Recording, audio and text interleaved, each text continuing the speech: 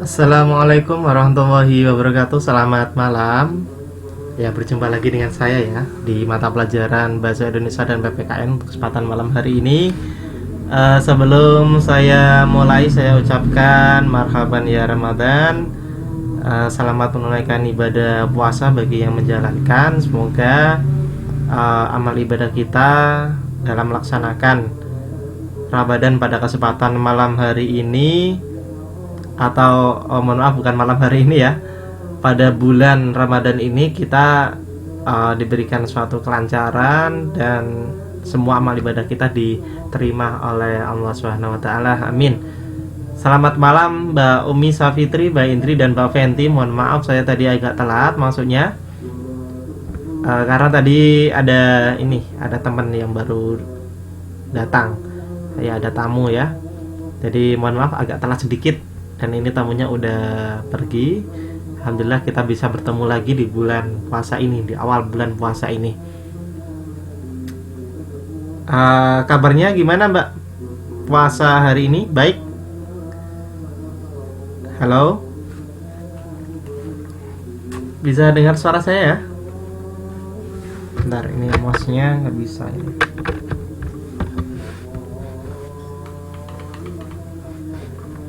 Ya, alhamdulillah semua bisa lancar.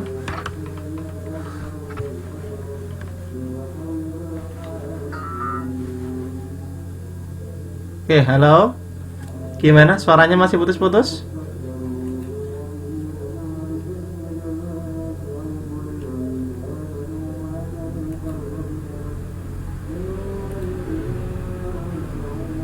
Halo? Halo, bisa dengar suara saya? Selamat malam Mbak Luciana, selamat bergabung di kelas. Mbak Wida juga selamat malam, selamat bergabung di kelas. Oke, udah bisa dengar suara saya ya. Seperti biasa, sebelum kita mulai, mari kita berdoa terlebih dahulu. Semoga kelas kita malam hari ini lancar, tidak ada halangan yang berarti, dan ilmu yang kita pelajari pada kesempatan malam hari ini dapat kita terima dengan baik dan bisa bermanfaat buat orang lain. Amin. Berdoa mulai.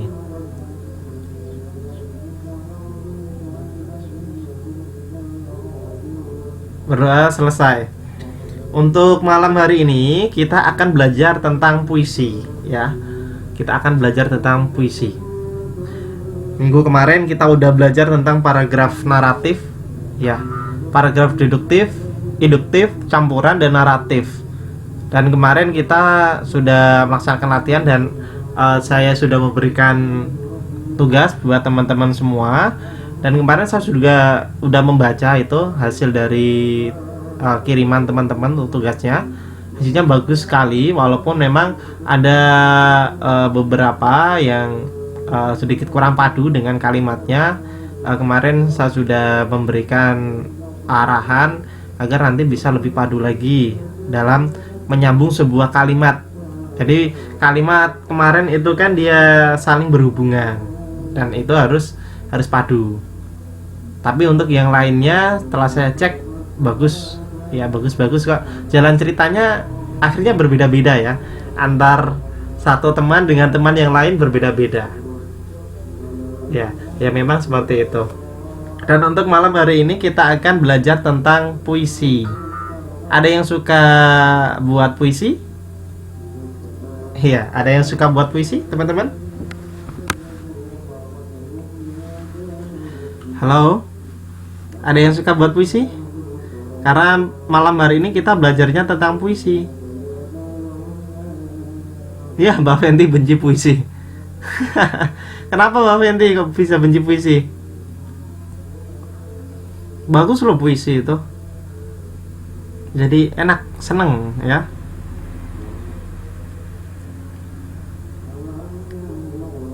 Ya, kita lihat ya. Unsur puisi ini nanti kita bagi menjadi dua ya. Ada struktur fisik dan ada struktur batin. Ya. Ada struktur fisik dan struktur batin. Di struktur fisik nanti ada yang namanya diksi, imaji, Ada kata konkret, bahasa figuratis, verifikasi, dan tata wajah. Sedangkan di struktur batinnya nanti ada tema, rasa, nada, amanat. Memang di dalam puisi itu kandungannya dia tersirat ya. Berbeda dengan cerita. Kalau cerita itu tersurat. Artinya tersurat itu dia memberikan arti yang sesungguhnya pada cerita tersebut. Tapi kalau puisi itu dia memiliki makna di dalam cerita itu, ada kandungan tersendiri. Artinya dia itu tersirat, tidak diungkapkan secara langsung ya maknanya. Kayak gitu ya. Maka dia menggunakan bahasa-bahasa yang sangat menarik sekali, bahkan tekanan bahasa yang sangat indah. Cara membacanya pun sangat indah. Nanti ketika penggalan-penggalan katanya itu tidak sesuai, maka nanti bisa menimbulkan makna yang salah. Itu memang di dalam puisi seperti itu ya. Tapi sangat enak sekali loh puisi ini. Maka kita pelajari di bab ini, kita belajar tentang puisi. Di modul ada ya. Di modul dilihat bentar ya. Saya lihatkan dulu. Untuk yang di modul itu di halaman teman-teman udah punya modulnya kan? Ya, ada di halaman 2.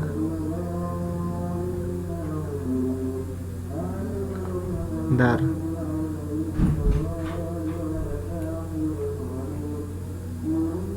Oke, ini di halaman 7. Ya, di halaman 7. Iya, di modul yang PDF itu di halaman 7. Di halaman 7 berkaitan dengan memahami unsur-unsur puisi. Teman-teman bisa melihat nanti. Jadi di sini adalah bentuk rangkumannya. Di sini teman-teman bisa melihat kalau di modul itu beserta dengan contoh-contohnya juga. Ya. Nah, malam hari ini kita akan perluas. Kalau di modul itu hanya sedikit aja uraiannya, sedikit aja. Nah, untuk kesempatan malam hari ini kita lihat sebetulnya puisi itu yang seperti apa sih, keindahannya terletak di mana kira-kira ya. Nah, ini kita lihat coba.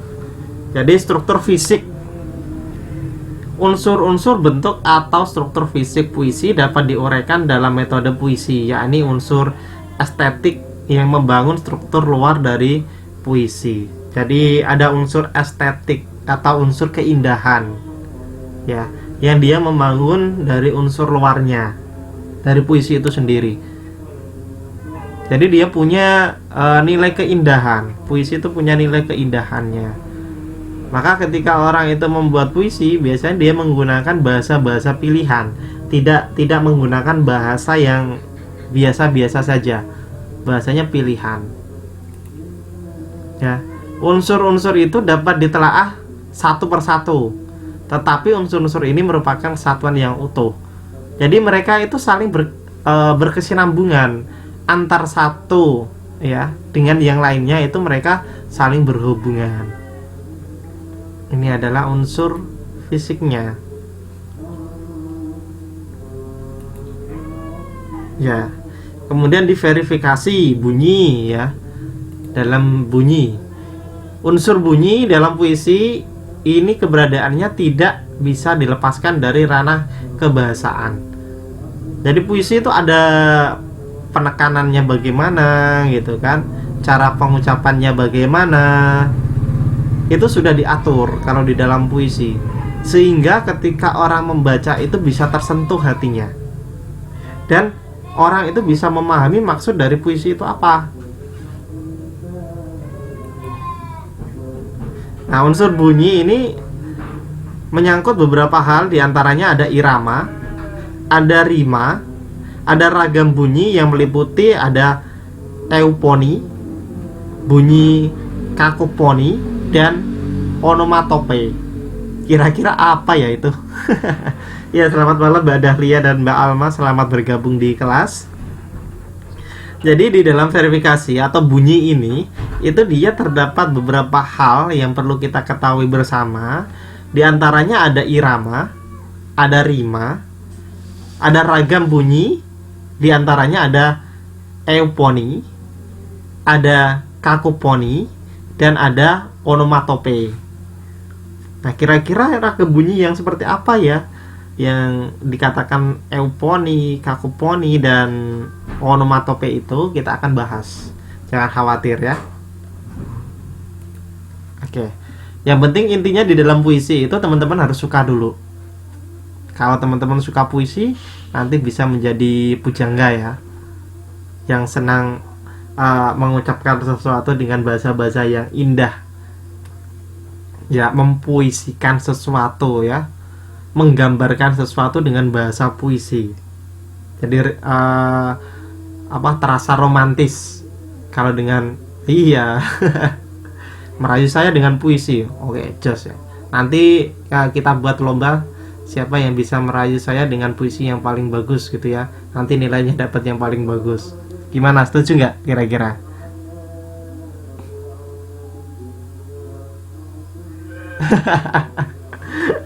Katanya nggak suka puisi tadi Pak Fenty.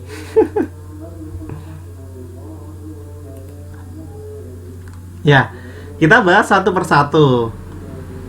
Yang pertama yaitu rima, rima atau sajak. Ya, rima atau ada saja itu merupakan pola. Ya, pola estetika bahasa yang berdasarkan ulangan suara yang diusahakan dan dialami dengan kesadaran. Ya, rima, pola. Contohnya misal A, awalnya A diakhiri dengan A, awalnya I diakhiri dengan I. Ya, itu rimanya, itu pola estetikanya. Dan ada pun yang tidak seirama gitu kan. Misal awalnya A ternyata belakangnya I. Tidak masalah, yang penting mereka merupakan satu kesatuan yang memiliki makna. Ya, oke. Ini ada yang baru datang lagi. Selamat malam Mbak Silvi, selamat bergabung di kelas. Ya, waalaikumsalam warahmatullahi wabarakatuh. Mbak Luciana juga selamat malam, selamat bergabung di kelas.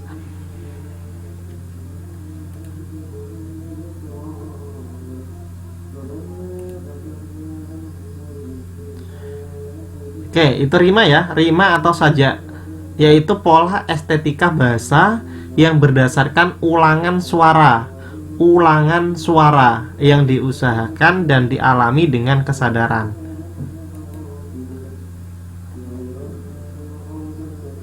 Oke, ada rima adalah bunyi yang berulang atau berselang, baik di dalam larik puisi maupun pada akhir larik puisi. Jadi bunyinya itu berulang ya. Saya katakan tadi, kita kan diawali dengan A, diakhiri dengan A, diawali dengan U, diakhiri dengan U. Nah, dia memiliki rima seperti itu. Selamat malam Mbak Alma. Iya, Mbak Alma, selamat malam, selamat bergabung juga. Itu di rima atau persajakan. Nah, ini dapat disimpulkan bahwasanya rima merupakan bentuk pengulangan suara atau bunyi yang diusahakan dengan sadar yang terletak di dalam maupun di luar larik puisi.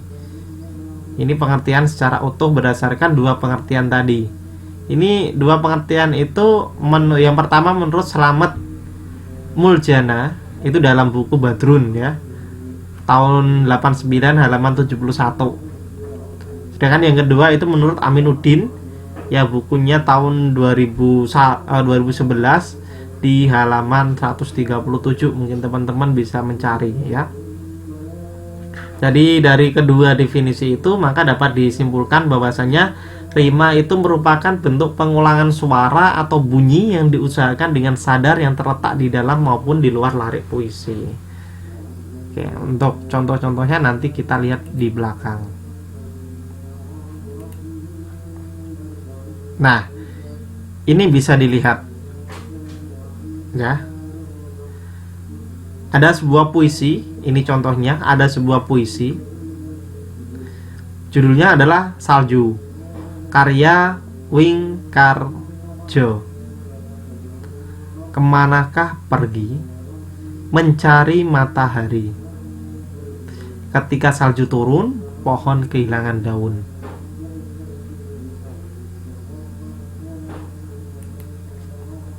Oke ya. Jadi ini ada contoh sebuah puisi Kemudian nanti untuk lebih pahamnya di sini nanti ada penjelasan masing-masing ya. Ini diperhatikan nanti huruf-huruf yang diberi warna. Jadi teman-teman memperhatikan huruf-huruf yang berwarna ya.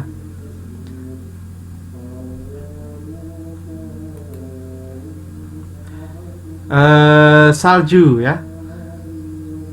Dari puisi salju ini kita dapat lihat yang pertama. Ya, selamat malam Mbak Mary dan Mbak Sari. Selamat bergabung di kelas ya.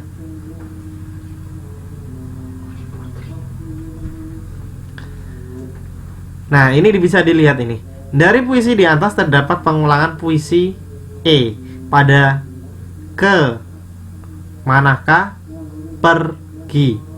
Nah, pengulangan bunyi vokal tersebut dinamakan dengan asonansi. Jadi ada pengulangan ya. Dan kemanakah pergi, kemanakah pergi. Nah, ada pengulangan kata ya, huruf di sini. Kemanakah pergi. Itu masuknya adalah bunyi vokal asonansi. Bunyi vokal asonansi. Bisa dipahami sampai di sini? Ketika ada pengulangan di awal dan di akhir itu sama. Itu namanya pengulangan asonansi. Bisa dipahami teman-teman? Selamat malam Mbak Rara ya, selamat bergabung di kelas. Bisa dipahami dari ulasan yang pertama berkaitan dengan puisi, berkaitan dengan rimanya, sajaknya. Halo? Halo? Halo? Gak ada respon? Udah pada buka puasa ini kan tadi? Iya, waalaikumsalam warahmatullahi wabarakatuh. Iya, artinya ada pengulangan bunyi ya, bunyi ya, bunyi di awal dan bunyi di akhir. Iya, vokalnya itu maksudnya. Ada pengulangan di awal dan di akhir. Ke dan per. Ke dan per. Diulang. Dan ke dan per. Ketika ada model seperti ini, itu dinamakan sebagai bunyi vokal asonansi. Bisa dipahami? Halo? Ada yang masih bingung kira-kira? Halo? Ya. Ke dan per. Oke ya. Ketika ada model pengulangan seperti ini, huruf yang sama di awal dan di akhir, itu dikatakan bunyi vokal atau pengulangan bunyi vokal asonansi. Oke ya. Sip, kita lanjut lagi kalau udah paham. Yang berikutnya ya. Yang berikutnya ini dilihat, terdapat juga pengulangan huruf N pada pohon ya, kehilangan daun ya. Ini bisa dilihat on ya, bunyi N, terus bunyi N dan bunyi N, baik itu di awal, di tengah dan di akhir ya. Pengulangan konsonan. Kalau tadi itu pengulangan vokal, kalau sekarang pengulangan konsonan. Oke ya. Kalau tadi pengulangan vokal itu disebut asonansi, kalau ini diganti pengulangan vokal. Ini huruf N. Pohon kehilangan ya, daun. Ini kehilangan maksudnya, bukan kehilangun. Pohon kehilangan daun. Jadi ada huruf N yang diulang ya, setiap di akhir kata. Itu disebut dengan pengulangan bunyi konsonan, yang istilahnya adalah aliterasi. Aliterasi. Aliterasi. Bisa dipahami sampai di sini? Halo? Halo? Bisa dipahami kira-kira dari penjelasan saya? Bisa ya? Alhamdulillah kalau bisa. Kita lanjut kembali. Nah, perulangan bunyi vokal dan konsonan yang berlaku di antara kata-kata dalam satu lirik disebut rima dalam. Ya. Perulangan bunyi vokal dan konsonan yang berlaku di antara kata-kata dalam satu lirik disebut dengan rima dalam. Berarti ini disebut rima dalam karena itu di dalam kata-kata dan pada satu lirik. Ada satu lirik. Berarti ini satu lirik. Serat. Kemanakah pergi, itu satu lirik. Mencari matahari, itu satu lirik. Ketika ada pengulangan ya pada kata-kata tersebut, baik itu vokal maupun konsonan, maka itu disebut dengan rima dalam. Oke. Bisa dipahami sampai di sini?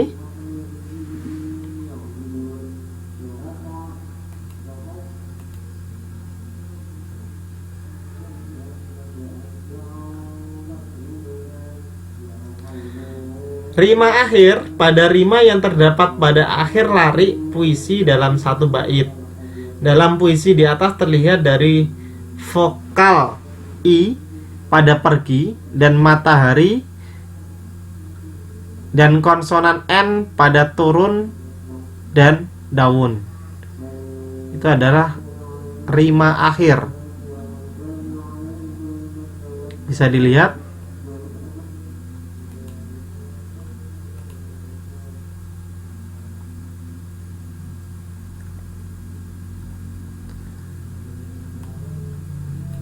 I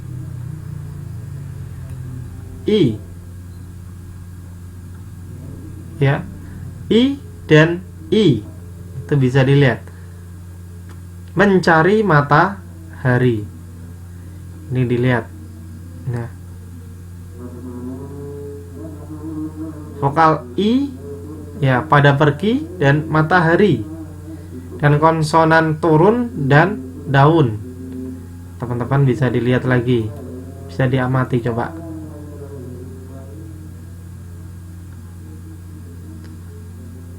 Ya.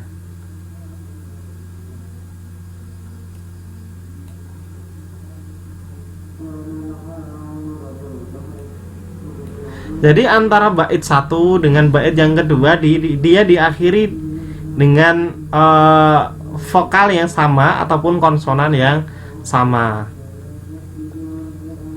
Itu dikatakan sebagai rima akhir. Ya, itu dikatakan sebagai rima akhir.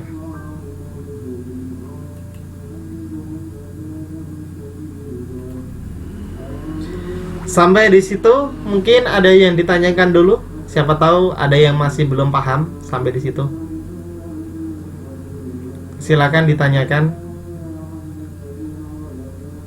Halo, dalam puisi silakan ditanyakan dulu. Jika belum paham saya ulangi lagi, nggak apa-apa, biar teman-teman paham dan nanti bisa tahu ya, oh ini namanya asonansi kayak gitu ya, oh ini namanya nanti dia rima akhir, nah dan lain sebagainya. Bisa ya. Gimana Mbak? Kenapa bulan? Insya Allah bisa dimengerti, alhamdulillah. Oke, jadi kita lebih perjelas lagi biar semuanya paham. Jadi kan ada rima ya, ada macam-macam rima. Kalau dia pengulangannya itu adalah vokal, teman-teman. Kalau pengulangannya itu vokal, berarti dia disebut dengan asonansi. Kalau pengulangannya itu konsonan, itu berarti disebut dengan aliterasi. vokal asonansi, konsonan aliterasi. Kalau dia diulang ya, baik itu vokal maupun konsonan dalam satu larik, itu dinamakan rima dalam. Ya, rima dalam. Pohon, bangun, daun. Itu kan dia diulang dalam satu larik. Ya, dalam satu lirik gitu lah. Itu namanya rima dalam. Kalau dia diulangnya itu dalam bait, ya, dalam bait, berarti dia disebut dengan rima akhir. Contohnya pergi matahari, itu kan sama dia i dan i.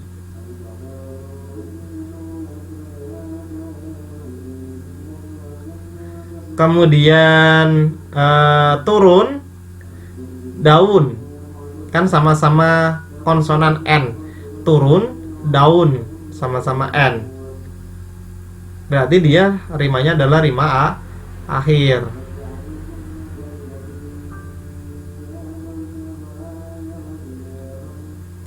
Oke, bisa dipahami ya teman-teman?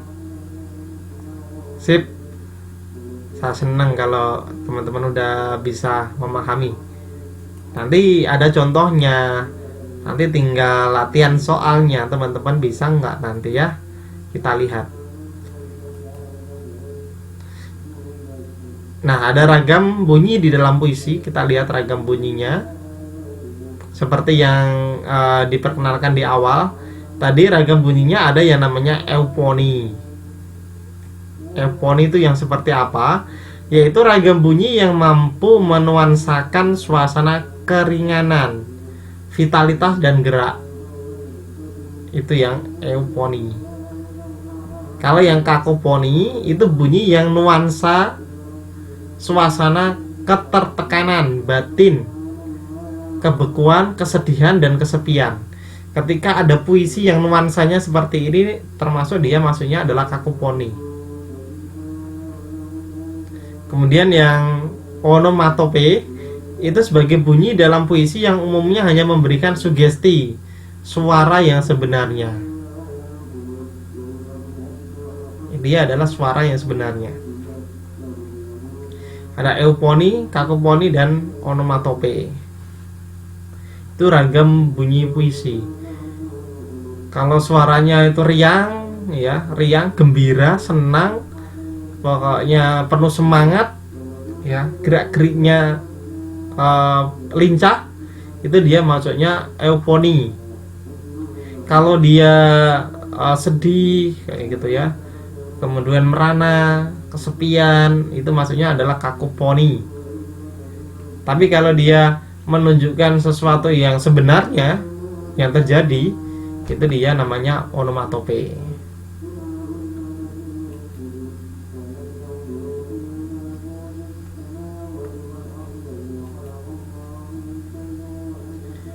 Oke.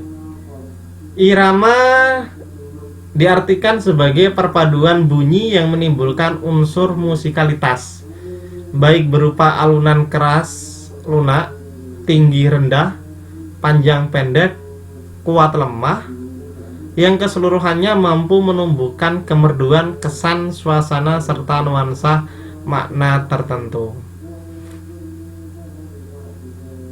Ya, kalau Mbak Fenty masuknya ke kakofoni ya Mbak, yang sedih gitu ya, merana gitu. Iya Mbak Fenty.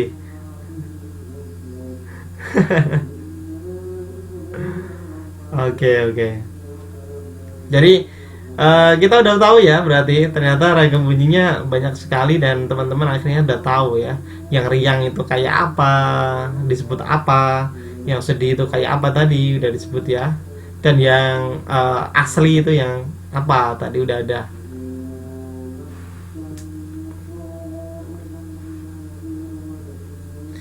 Oke, irama saya ulangi lagi, yaitu perpaduan bunyi yang menimbulkan unsur musikalitas baik berupa alunan keras lunak, tinggi rendah, panjang pendek, kuat lemah, yang keseluruhannya mampu menumbuhkan kemerduan, kesan suasana serta nuansa makna tertentu. Itu namanya irama.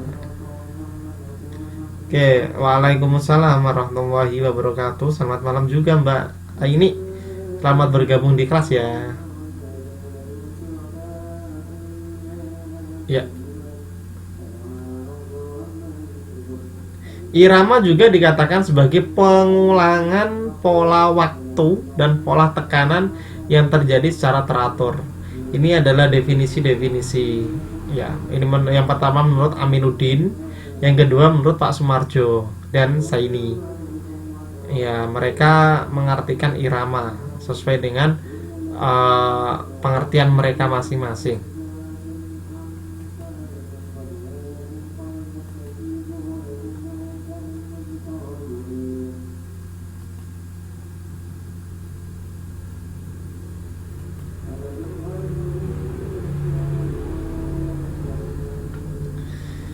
Nah, ini contohnya, teman-teman, kita bisa lihat ya. Berburu ke padang datar, mendapat rusa, belang kaki, berguru ke palang ajar, bagai bunga kembang tak jadi. Jadi, dilihat di situ. Suku kata yang berwarna merah, ya, yang berwarna merah-merah itu memiliki pola waktu dan tekanan yang sama, dan inilah contoh irama dalam puisi. Ya, berburu ke padang datar, mendapat rusa, belang kaki. Jadi antara u dan u ini itu nadanya sama. Antara tar dan jar itu nadanya juga sama. Ya. Kemudian antara sa dengan a itu juga sama. Ki dan di itu juga nadanya sama. Berburu ke padang datar, mendapat rusa, belang kaki. Berguru ke palang ajar, bagai bunga kembang tak jadi. Jadi nadanya kan sama antara ini.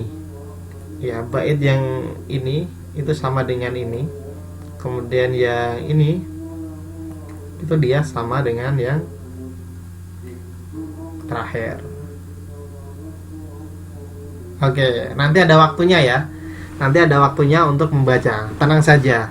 Tenang, ada waktunya nanti. Yang penting teman-teman sampai di sini paham belum? Paham ya? Bisa dipahami belum kira-kira? Halo? Halo teman-teman, kira-kira bisa dipahami belum dari penjelasan saya ini?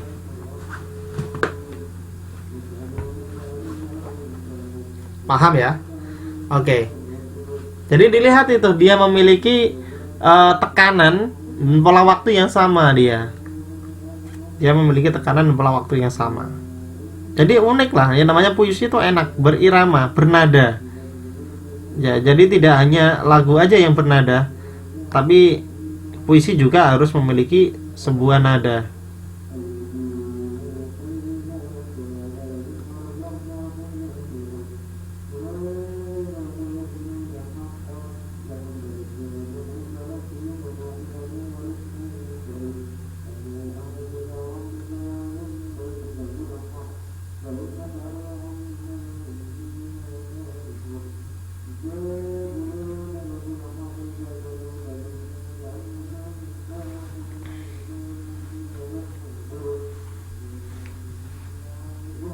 Oke, kita lanjut lagi.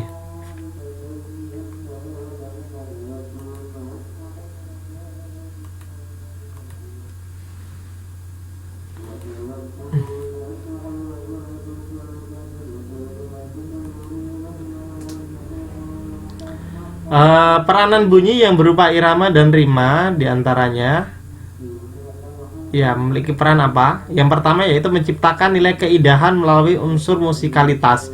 Ini jika memang terlebih ketika diiringi dengan musik.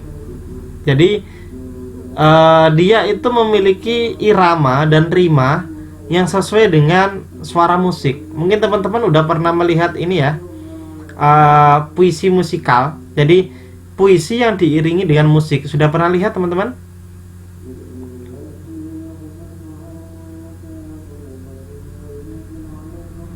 Halo? Udah pernah melihat ya pembacaan puisi yang diiringi dengan musik?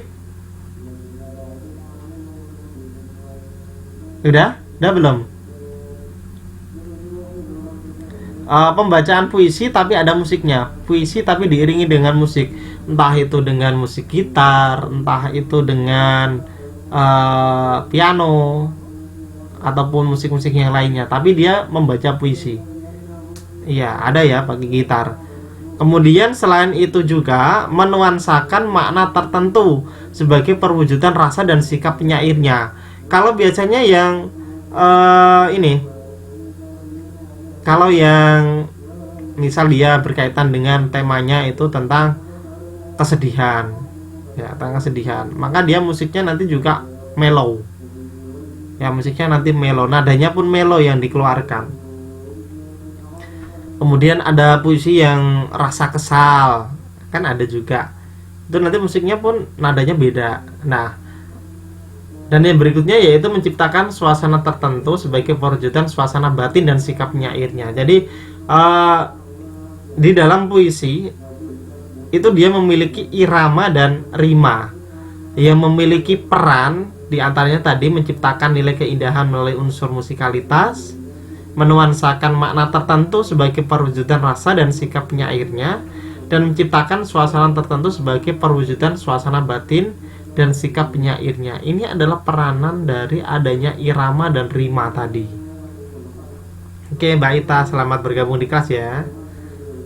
Itu adanya rima.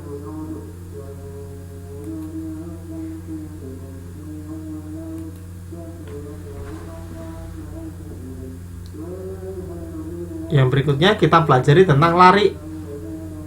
Lari ataupun baris. Ya, lari ataupun baris.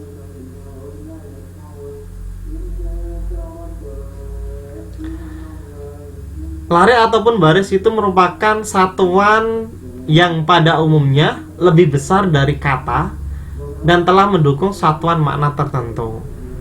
Itu menurut Bapak Aminuddin.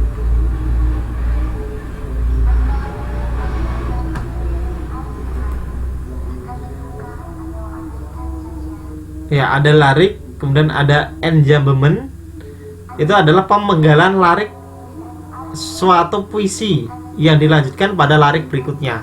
Jadi pemenggalan itu disebut dengan enjambement di dalam puisi.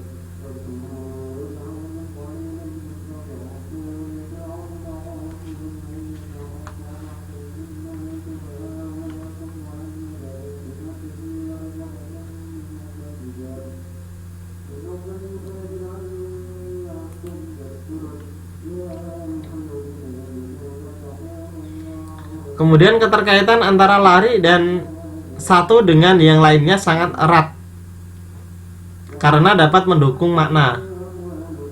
Jadi jangan sampai salah pemenggalan di sini ya, karena antara satu lirik dengan lirik yang lain itu mereka saling berhubungan.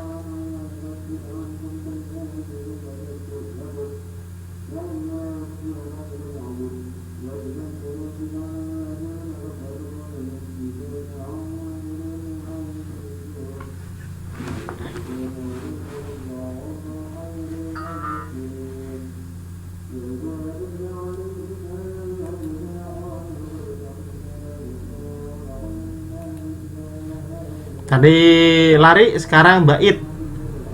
Kalau bait itu merupakan kesatuan dari larik. Kalau larik itu satu, kayak gini, satu, nah, satu larik, dan ada larik lagi, dua larik, ya, ada tiga larik. Nah, ketika larik ini digabung menjadi satu, dia namanya jadi bait. Kesatuan larik yang berada dalam satu kelompok dalam rangka mendukung satu satuan pokok pikiran, terpisah dari kelompok larik maupun bait lainnya. Nah, ini saya contohkan. Ini satu larik, ini dua larik, ini tiga larik, dia jadilah bait. Nah, ini ada larik lagi yang berbeda. Ini ada larik lagi, kemudian ada larik lagi. Dia menjadilah sebuah bait. Jadi dia kumpulan dari larik-larik atau sekelompok larik-larik itu dikatakan sebagai bait. Nah, peranan bait itu yang pertama mewujudkan pokok pikiran tertentu. Jadi dia memberitahu kita bahwasanya di dalam puisi itu setiap baitnya itu dia memiliki makna atau arti-arti tertentu atau memiliki pokok tertentu.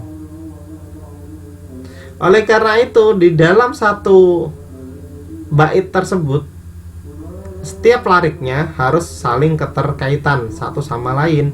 Jangan sampai melenceng jauh antar satu larik dengan larik yang lainnya, atau dalam satu bait itu jangan sampai menyimpang atau keluar dari pokok pikiran, pokok permasalahan yang sedang dibahas ya, atau yang dimaknai di dalam bait tersebut.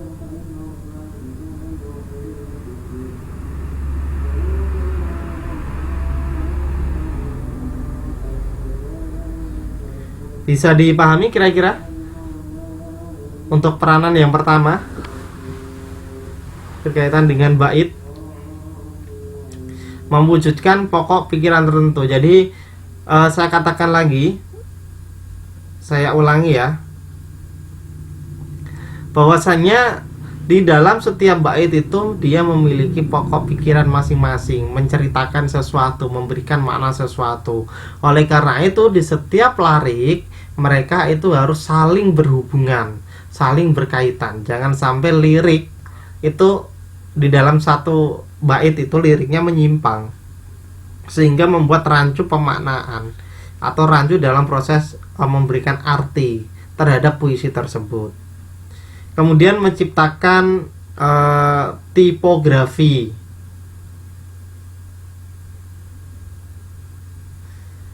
Tipografi itu seperti apa? Ya, tipografi itu merupakan, ya, grafi itu artinya ilmu ya. Grafi itu artinya ilmu. Ya, berkaitan dengan seni cetak atau tata huruf. Ya, suatu kesenian dan teknik memilih dan menata huruf dengan pengaturan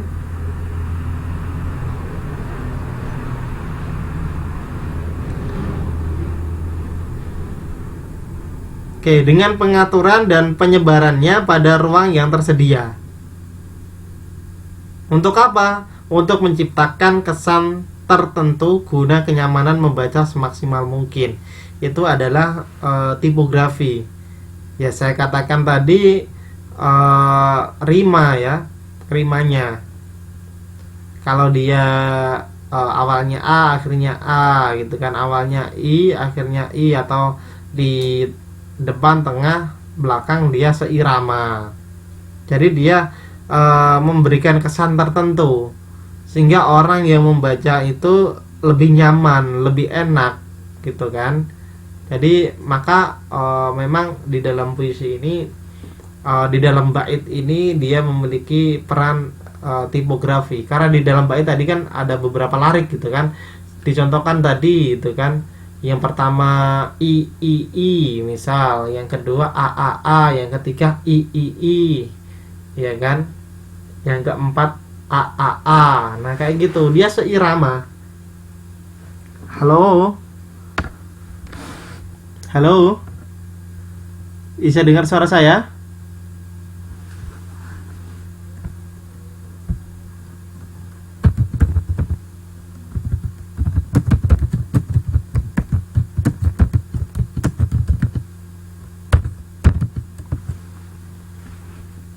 Halo, bisa dengar suara saya?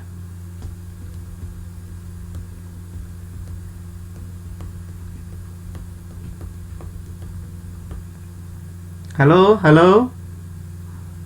teman-teman, bisa dengar suara saya? Oke, saya lanjutkan lagi. Peranan yang berikutnya yaitu mementingkan suatu gagasan serta menunjukkan loncatan gagasan. Oke ya, alhamdulillah udah bisa kedengaran lagi suaranya.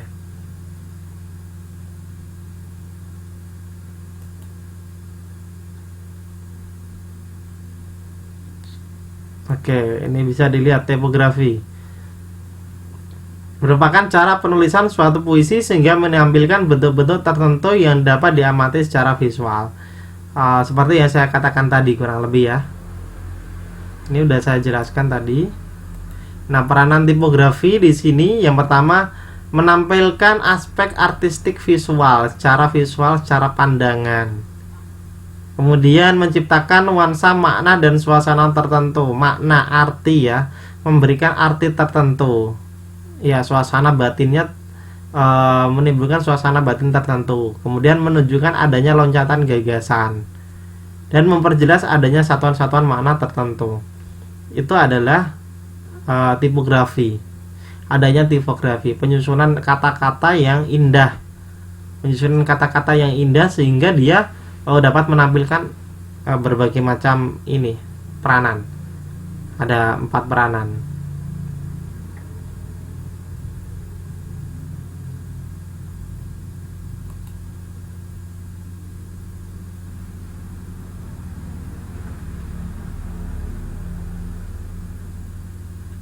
Oke, sabar teman-teman, masih load.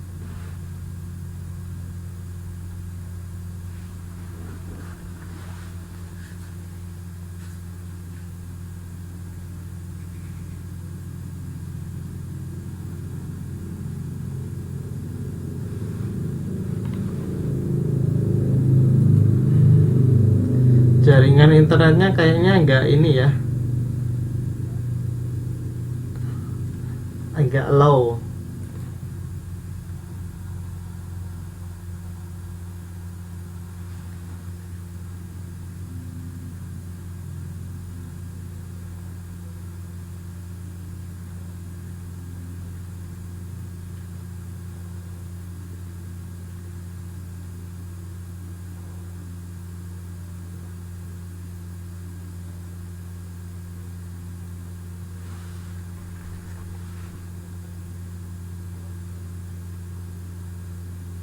Oke, masih belum ada, belum kelihatan. Tipografi ini tadi udah. Halo, bisa dengar suara saya?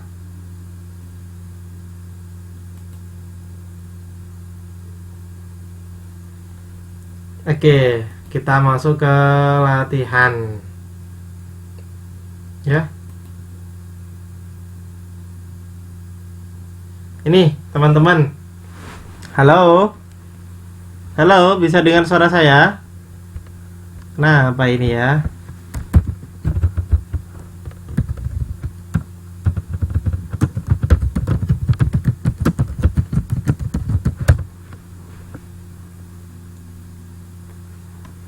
Oke, tes. Teman-teman gimana? Udah mulai bisa dengar suara saya belum?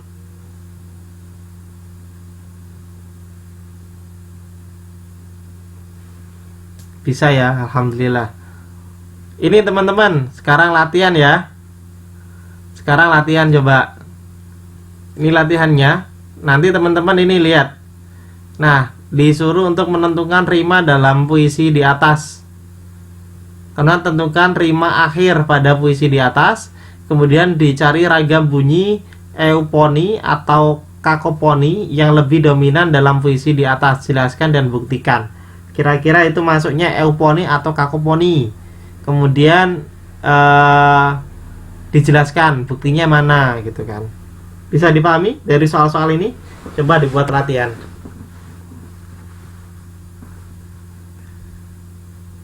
Halo.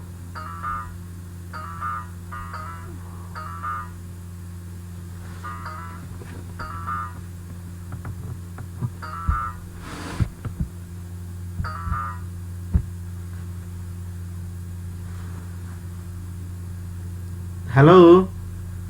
Bisa dengar suara saya?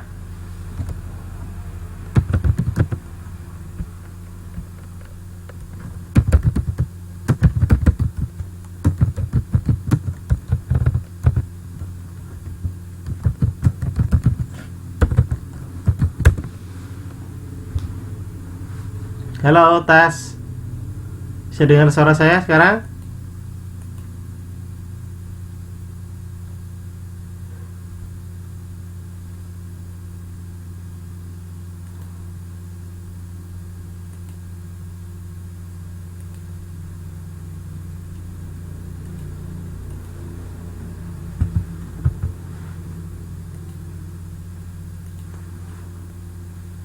Halo, tes. Halo.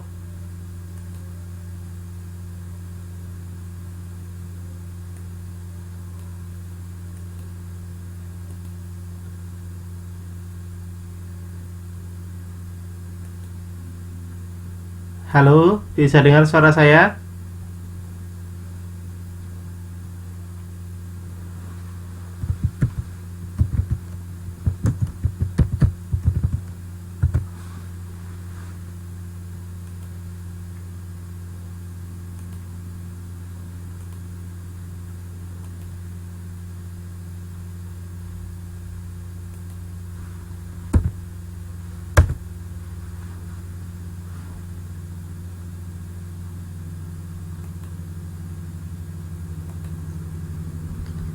Halo teman-teman, bisa dengar suara saya belum?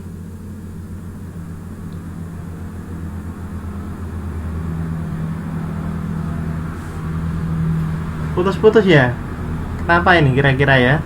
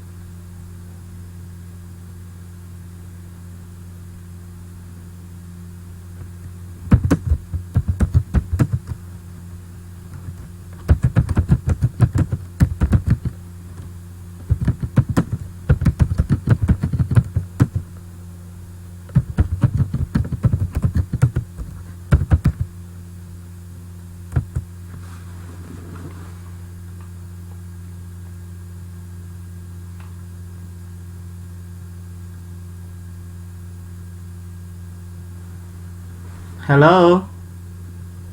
Iya, ini kenapa ini? Ini mikrofonnya kadang aktif, kadang enggak masalahnya. Iya, kadang dia bisa nyala, kadang enggak. Kurang tahu juga. Kalau sinyal di tempat saya bagus, ini excellent. Kalau masalah sinyal bagus.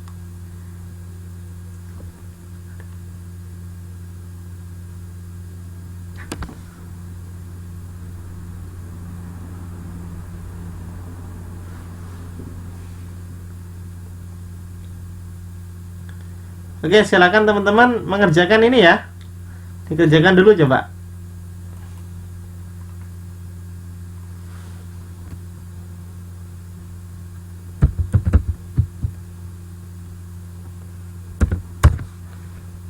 Sambil saya carikan contohnya.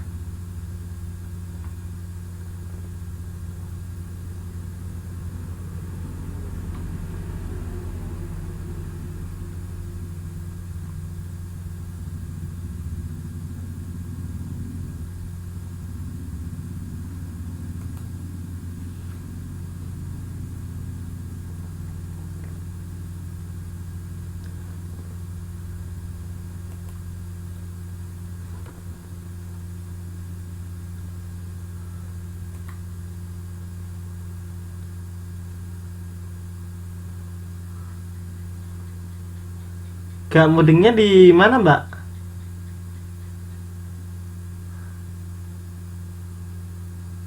Oke, Mbak Ita.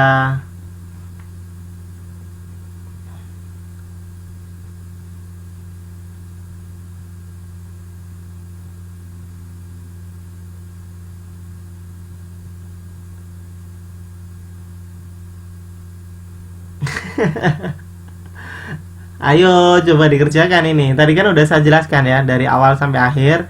Dan ini tadi kan rima ada berbagai macam gitu kan. Ada berbagai macam rima.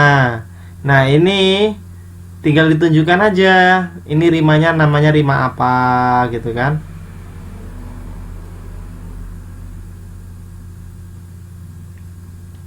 Kemudian rimanya apa? Tadi loh yang ada namanya. Tadi rimanya ada apa aja coba? Kok bikin dingin? Ini.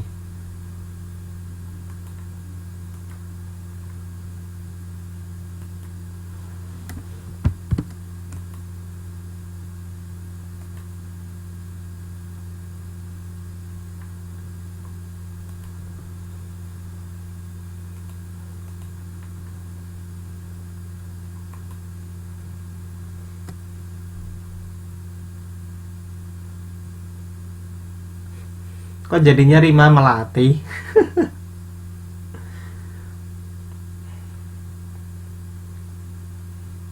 Oke. Nanti saya jelaskan lagi ya. Kalau belum paham saya jelaskan lagi.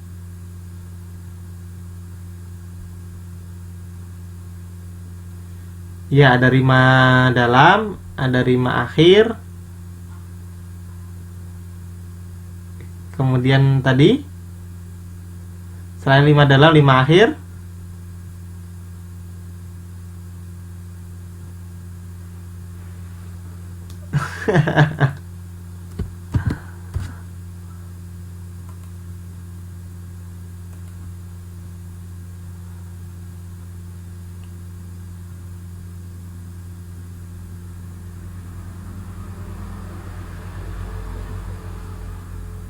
Ini saya coba putarkan sebuah puisi, tapi kelihatannya malam hari ini baru turun ya untuk jaringannya.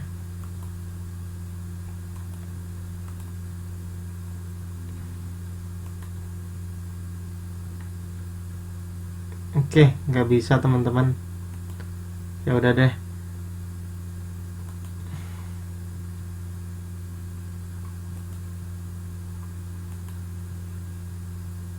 Masalah larik, masalah bait. Oke ya.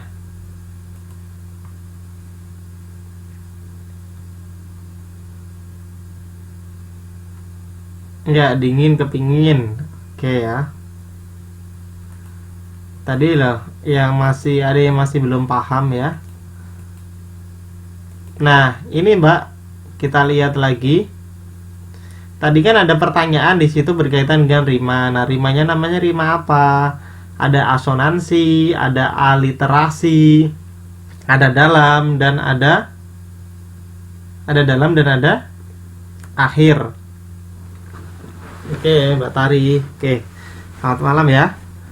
Halo, ini ya saya ulangi sedikit lagi bagi teman-teman yang mungkin baru hadir dan tadi teman-teman yang masih belum paham berkaitan dengan rimanya. Jadi ini bisa dilihat macam-macam rimanya. Ada yang namanya asonansi. Asonansi itu jika ada pengulangan bunyi vokal. Pengulangan bunyi vokal dalam satu larik. Itu disebut dengan asonansi. Kalau yang aliterasi itu pengulangan bunyi konsonan pada satu larik. Ini ya. Ini pada pohon dan daun. Pohon kehilangan daun. Dia kan satu larik diulang. Itu disebut dengan aliterasi.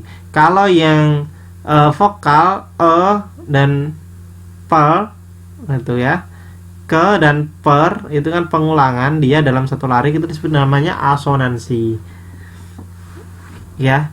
Kemudian kalau dia ada pengulangan baik itu di vokal maupun di konsonan ya, dia dalam satu larik atau satu lirik gitu kan. Di satu lirik itu dia dikatakan sebagai rima dalam. Pohon kehilangan daun, n ya. Mencari matahari, i berarti dia rima dalam. Nah, rima akhir jika dia diakhiri ya dari setiap liriknya dia akhirannya sama. Contohnya apa? Pergi matahari. Itu dia di akhir lirik. Turun daun. Nah, itu dia lirik namanya rima akhir. Bisa dipahami, Mbak? Halo, udah bisa dengar suara saya belum?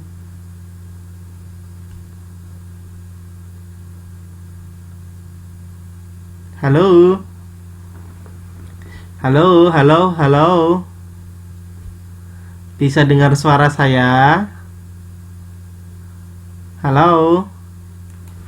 Aduh, gimana ini ya?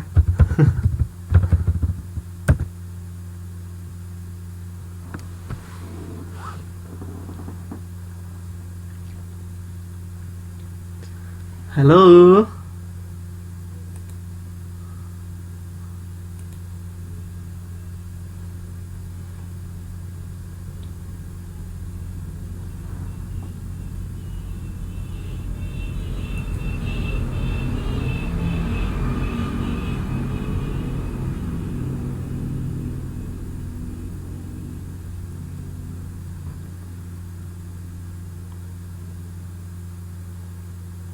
Videonya nggak bisa muter. Halo, bisa dengar suara saya?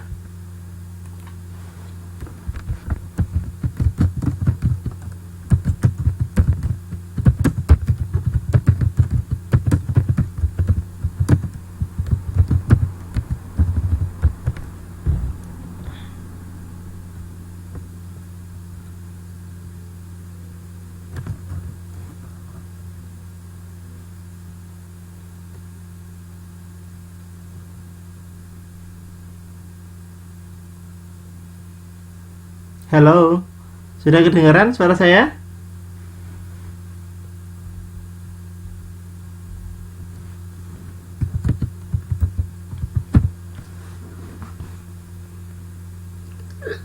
Alhamdulillah. Amin ya Allah. Oke, udah ya. Alhamdulillah kalau udah. Ini tadi saya udah ulangi. Dari penjelasan saya ini bisa dipahami belum? Saya ulangi tadi. Bisa dipahami belum kira-kira? Putus nyambung ya? Aduh, aduh. Kayak lagu aja ya putus nyambung. Gimana ini? Gimana ini? Kok jadi putus nyambung gimana ini?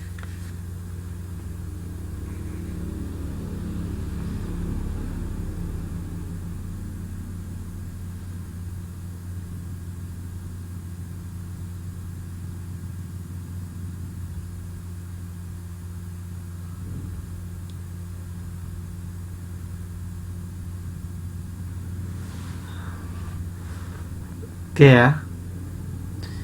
Ini coba teman-teman kerjakan dulu ya. Yang tadi, yang akhir.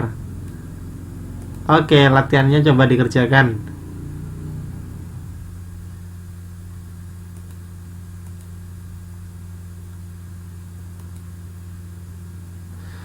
Mana yang termasuk asonansi, mana yang termasuk aliterasi, kemudian mana yang termasuk rima akhir, rima dalam, gitu kan?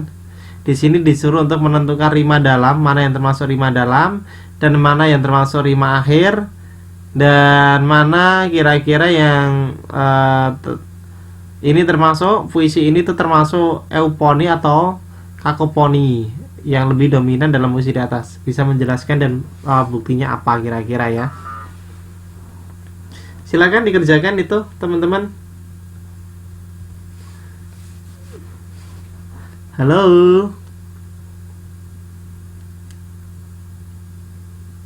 Halo. Ini saya tulis di sini ya. Oke, silakan dikerjakan dulu.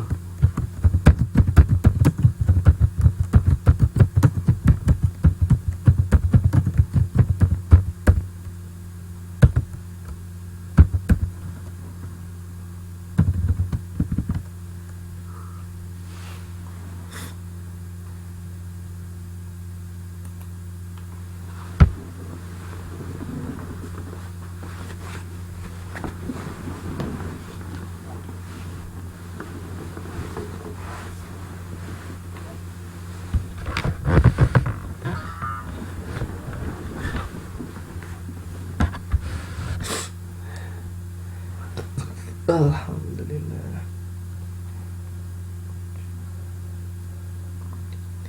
Kakofoni.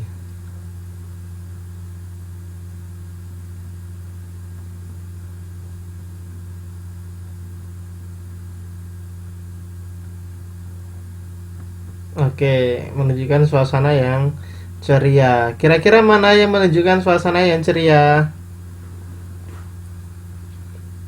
Bahasa mana yang menunjukkan suasana ceria? Aku berpikir, bulan inikah yang membuat dingin? Jadi pucat rumah dan kaku pepohonan. Sekali ini aku terlalu sangat dapat jawab kepingin. Ada bocah cilik main kejaran dengan bayangan.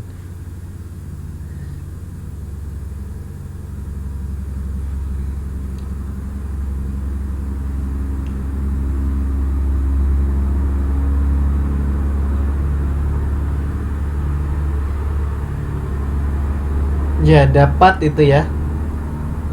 Untuk bait ketiga dapat itu. Sekali ini aku terlalu sangat dapat jawab kepingin. Emang bahasa puisi seperti itu ya, Mbak. Jadi harus bisa memaknai, menerjemahkan, menginterpretasikan.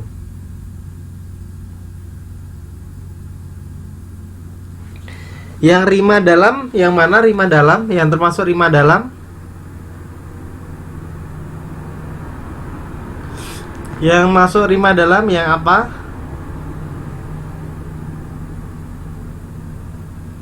Rima dalam. Ya, rima dalam berarti bikin dingin. Membikin dingin berarti dia maksudnya rima dalam.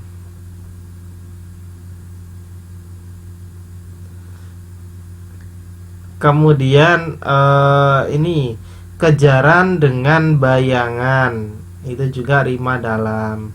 Kalau yang rima luar mana? Berarti yang rima luar itu dingin, kepingin, pepohonan, bayangan. Itu berarti dia rima akhir. Rima akhir. Dingin, kepingin, pepohonan, bayangan, itu namanya rima akhir. Kalau yang rima dalam bikin dingin, ya, kemudian kejaran dengan bayangan.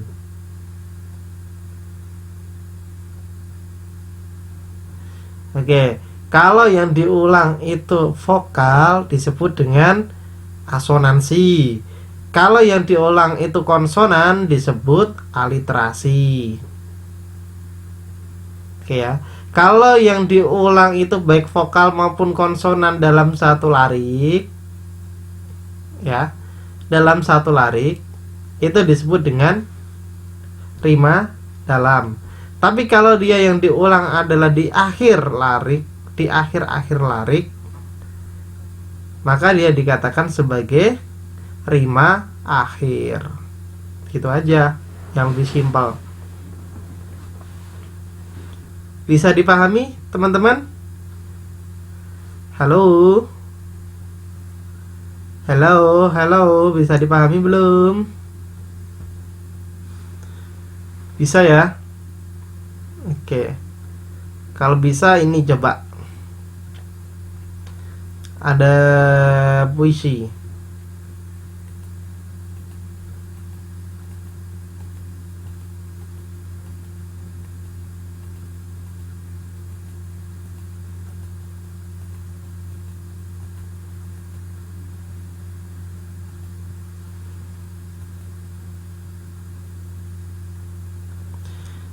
Saya ingin tadi Pak Fenty.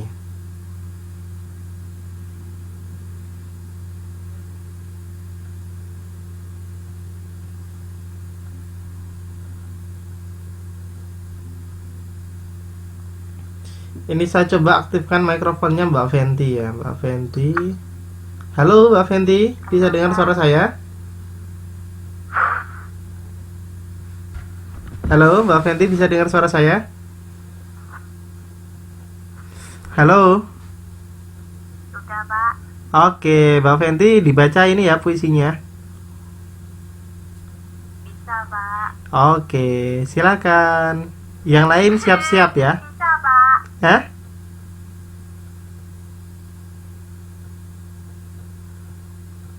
Silakan Mbak Fenty. Nanti gantian sama temennya juga.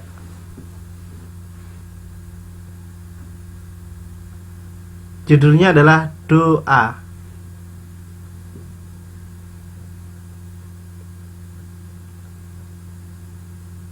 Halo. Bismillahirrahmanirrahim. Oke. Yang tadi, Pak. Oh, udah lupa. Hmm? Tuhanku, aku mengembara di negeri asing. Tuhanku,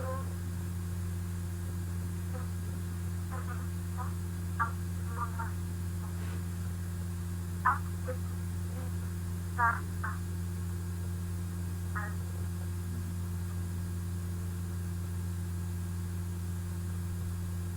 Halo? Mbak Fenty, suaranya kurang keras, Mbak Fenty. Halo, Mbak Fenty. Halo?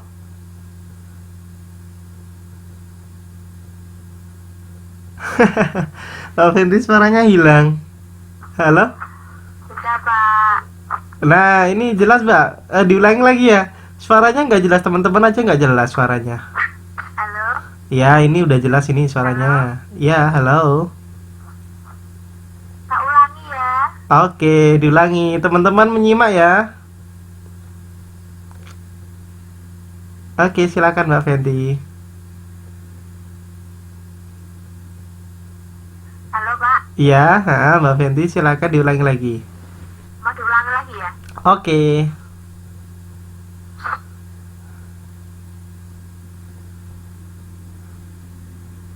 Mau diulangi lagi? Iya, iya Mbak Fenty, diulang lagi.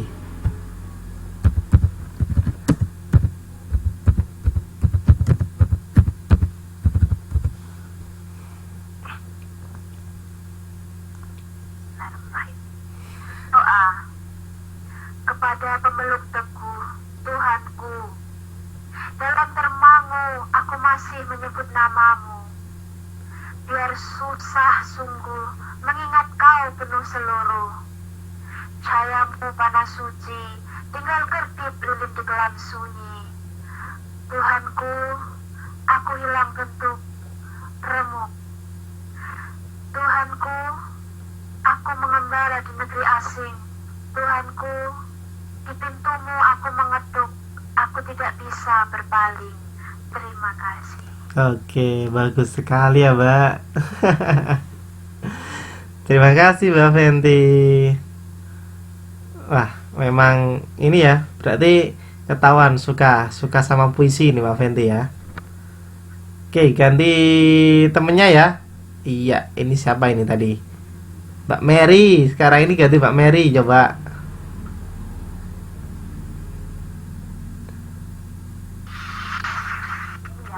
Halo, Mbak Mary.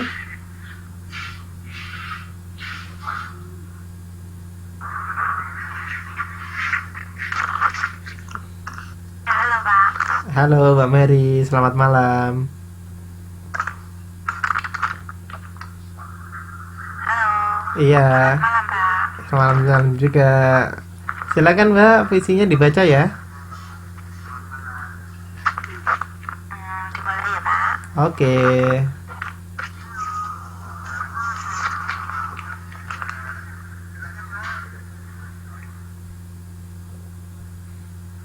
Doa kepadamu pemeluk teguh, Tuhanku. Dalam termangu, aku masih menyebut namamu.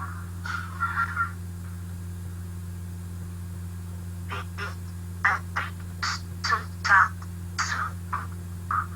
mengingat kau penuh. Aku hilang untuk remuk.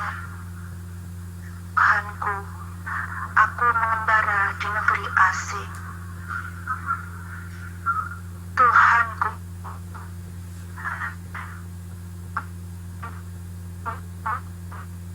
aku mengetuk. Terima kasih, Pak. Oke, terima kasih Mbak Mary. Bagus sekali ya. Ternyata udah ini ya, udah pinter-pinter baca puisinya. Terus sambil penghayatannya juga ada, terasa ya. Oke, makasih ya Mbak Mary. Ini siapa lagi ya enaknya ini? Siapa ini? Mbak Ita ya, Mbak Ita. Oke, Mbak Ita.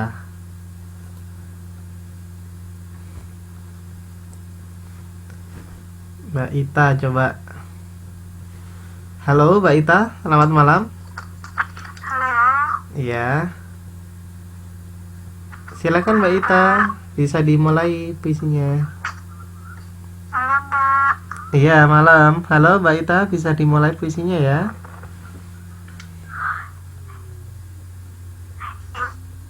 Pak.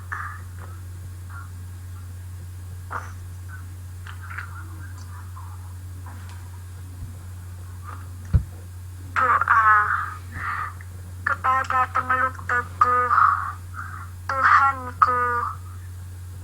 Dalam termangu, aku masih menyebut namamu. Biar susah sungguh mengingat kau seluruh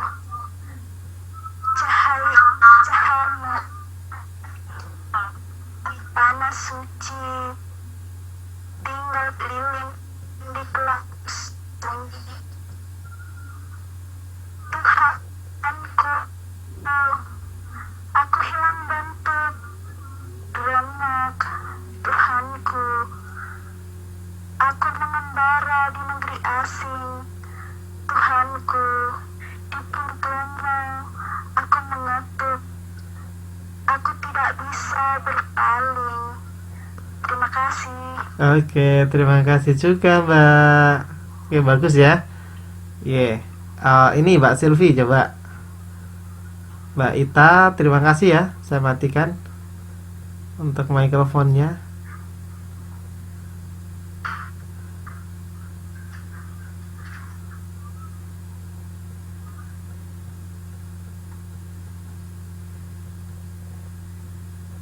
Halo Mbak Silvi. Mbak Silvi, selamat malam. Halo.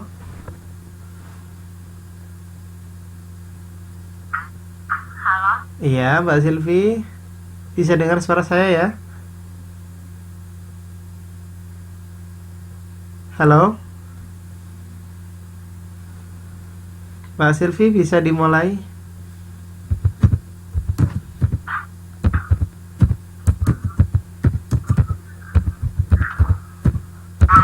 Malam, Pak. Iya, selamat malam. Doa kepada pemeluk teguh dalam termangu, aku masih menyebut namamu. Biar susah sungguh mengingat kau.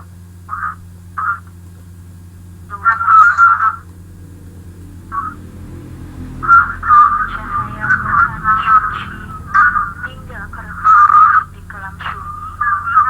Tuhanku, aku hilang bentuk remuk.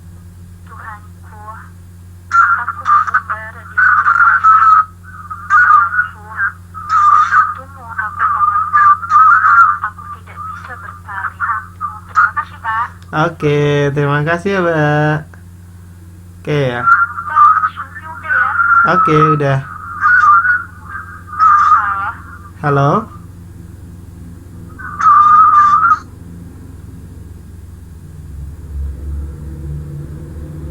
Oke, udah ya teman-teman. Jadi untuk pembacaan puisinya saya random aja ya tadi. Udah keren sekali. Teman-teman bacanya udah mulai bagus. Tinggal nanti memang di dalam puisi itu harus bisa merasakan mana yang harus ditekan tinggi dan mana yang datar. Ya tadi kan bisa dipelajari di teorinya ada tinggi rendah gitu kan, ada keras ya, ada pelan. Nah itu nanti dapat dipelajari karena memang di dalam puisi itu memang tidak bisa langsung gitu ya. Ketika kita membaca kita ketemu, oh ini loh yang harus ditekan dan ini loh yang harus datar. Jadi memang kita harus pelajari dulu. Ketika kita udah pelajari bersama, kita udah baca berkali-kali maksud dari puisi ini tuh apa sih sebetulnya kayak gitu kan, mana yang harus aku tekan tinggi ya, mana yang harus aku tekankan kayak gitu kan, dan mana yang biasa aja. Nah maka kita perlu pelajari dulu. Tapi tadi teman-teman udah bagus bacanya. Oke ya, alhamdulillah. Nah untuk kesempatan malam hari ini berkaitan dengan puisi kita cukupkan dulu Ya, seperti biasa karena malam hari ini kita ada dua materi, dua pelajaran. Jadi untuk puisi kita stop, atau di pelajaran bahasa Indonesia kita sampai di sini. Kita masuk di pelajaran PPKN. Ya. Kita masuk di PPKN-nya.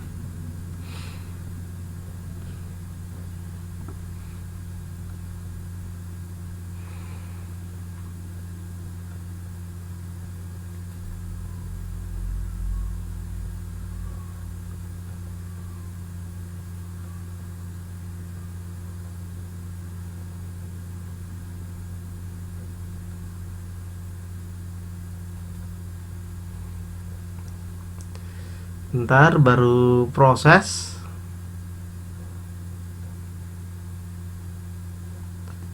Ini kita udah belajari.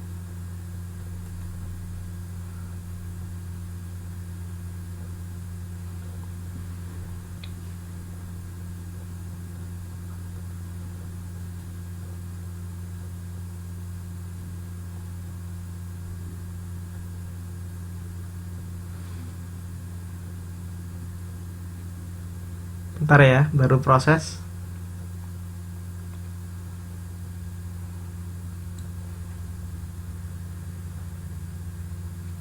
Halo, teman-teman masih kuat kan?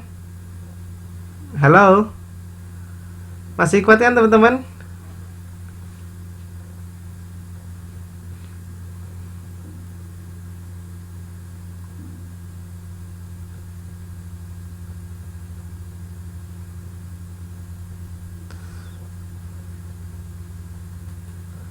Iya, kan waktu kita 3 jam, yang 2 jam kita gunakan untuk bahasa Indonesia, kita udah pakai untuk belajar tentang puisi. Dan ini yang 1 jam, ya yang kurang lebih 40 menit kita pakai untuk materi PPKN. Jadi satu kali pertemuan dengan saya ada 2 mapel sekaligus. Jadi di dalamnya nanti kalau belajar lebih enak ya, belajar bahasa Indonesia sekaligus dengan PPKN. Jadi ilmunya ada 2 malam hari ini. Kita akan belajar untuk kesempatan hari ini yaitu tentang semangat kebangsaan. Kebangsaan, bangsa itu siapa teman-teman? Halo, ada yang tahu bangsa? Bangsa itu siapa? Halo, bangsa itu siapa teman-teman? Mana nih, gak ada yang jawab.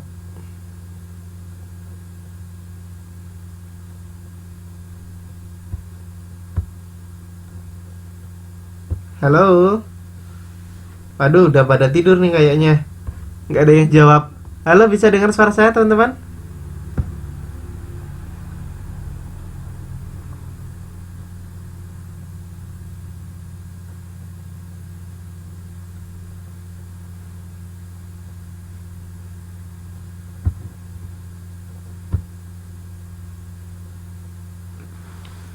Halo.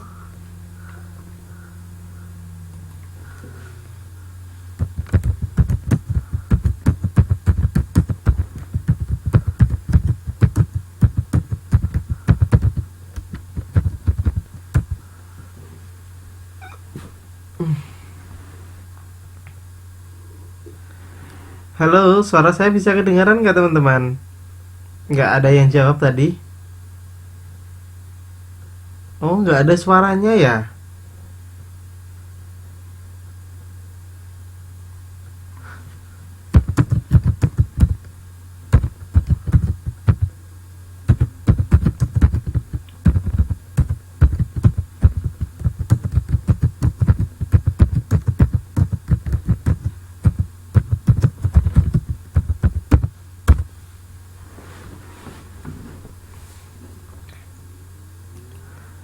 Halo, tes. Halo. Kenapa ini ya kira-kira?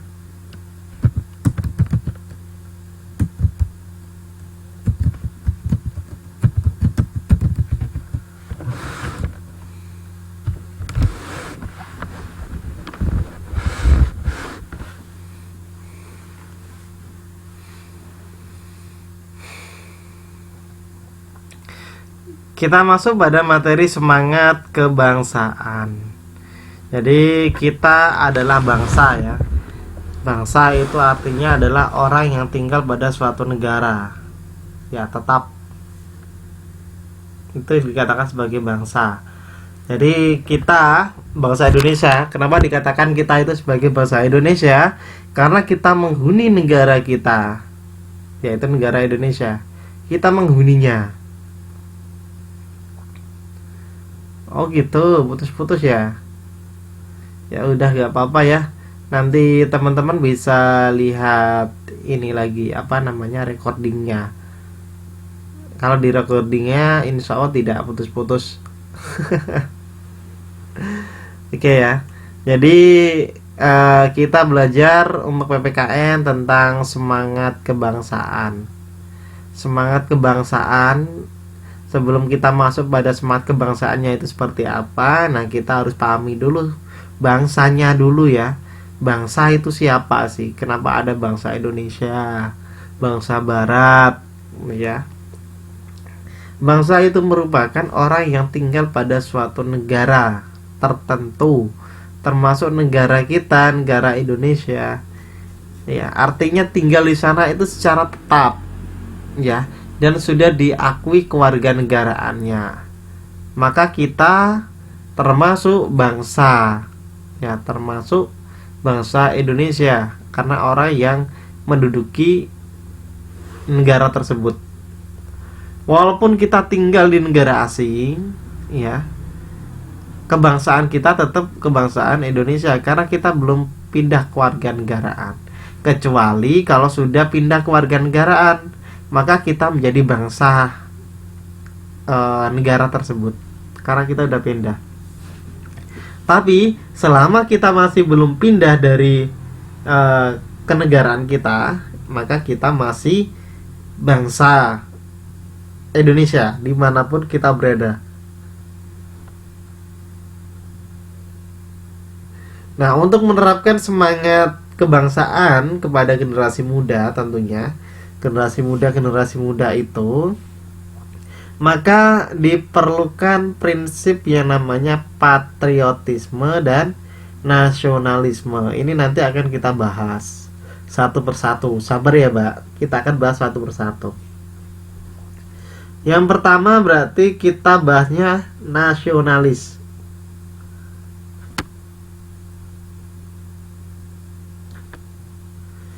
Nasionalisme adalah suatu paham atau ajaran untuk mencintai bangsa dan negara atas kesadaran keanggotaan warga negara yang secara potensial bersama-sama mencapai, mempertahankan, dan mengabdikan identitas, integritas, kemakmuran, dan kekuatan bangsanya. Nasionalisme berarti dia wujud kecintaannya terhadap negara secara sadar tanpa adanya unsur paksaan, ya. Jadi yang perlu dipahami teman-teman seperti itu. Jadi kita harus memiliki rasa nasionalisme, rasa memiliki negara kita, ya. Kalau kita memiliki negara kita, kalau kita mencintai negara kita, maka kita selalu ingin memajukan negara kita. Kalau kita udah cinta, sudah sayang, pasti kita akan merawatnya. Dan tidak ada satupun orang yang boleh menghancurkan, ya, bahkan akan menjadi musuh besar ketika ada yang berani untuk menghancurkan. Makanya apa? Kita harus memiliki rasa nasionalisme. Rasa nasionalisme itu kecintaan terhadap bangsa dan negara atas kesadaran. Di sini dikatakan atas kesadaran karena tidak ada yang namanya unsur paksaan. Kalau masih adanya unsur paksaan, itu bukan nasionalisme namanya, ya. Namanya apa itu? Kalau ada unsur paksaan. Nah, nasionalisme ini juga dapat diartikan dalam arti sempit, yaitu sebagai perasaan cinta terhadap bangsanya secara berlebih-lebihan, sehingga memandang rendah bangsa dan suku bangsa lainnya. Itu secara rendah, secara ini ya, secara arti sempit. Jadi kita itu cintanya itu sangat besar sekali, cinta terhadap bangsa ini, sampai-sampai ya, katakanlah tidak menganggap bangsa yang lain ya gitu ya, karena yang kita cintai hanya dia seorang, ya hanya bangsa kita seorang, bukan bangsa orang lain.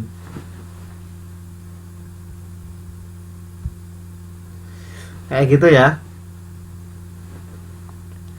Ya, nasionalisme tadi saya ulangi lagi secara arti sempit, sebagai perasaan cinta terhadap bangsanya secara berlebih-lebihan, sehingga memandang rendah bangsa dan suku bangsa lainnya.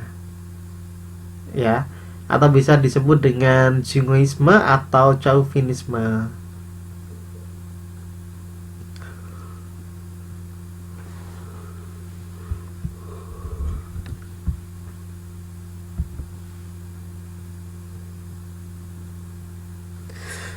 Sedangkan dalam arti luasnya diartikan sebagai perasaan cinta dan bangga.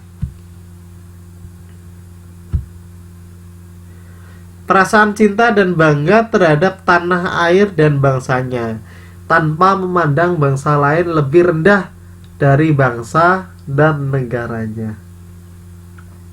Kalau tadi yang pertama dalam arti sempit itu kita memandang rendah, tapi kalau dalam arti luas itu kita tanpa memandang bangsa lain itu lebih rendah dari bangsa dan negara kita.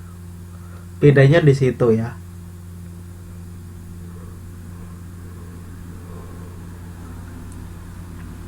Jadi kalau yang arti sempit tadi kita berlebihan, cintanya itu berlebihan, ya hiperbola, dalam artian kayak gitu, hiperbola ya, berlebih-lebihan.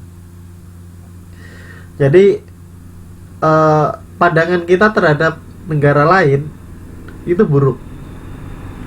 Intinya yang kita cintai dan kita sayangi adalah bangsa kita sendiri. Tapi dalam arti luas kita tidak seperti itu.